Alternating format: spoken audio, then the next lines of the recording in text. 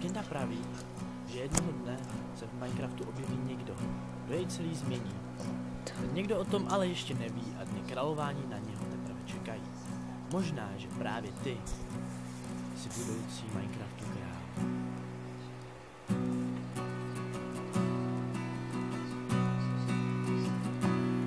Ve světě kostek nejsi nikdy zcela sám. Každý koutek země ti dobře znám. Však velké dobrodružství na tebe ještě čeká.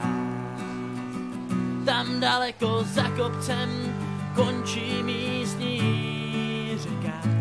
Natěž nějaké suroviny a pokácej stromy. Ukovej si zbraně a buď ve zlatavé zbroji. Rozluč se s vlkem a dej s Bohem domovu. Epická výprava za tvojí Minecraft svobodu. Tam daleko za horami a zelenou džunglí. Tam oceloti usínají, creeprové tam loudí.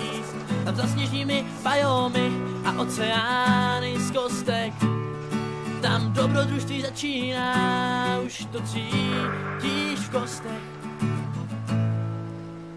Nekonečná poušť a slunce máš furt v zádech.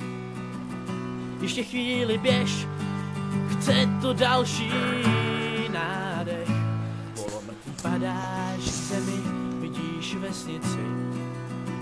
Kolem tobě se blíží, ty máš úsměv na líci.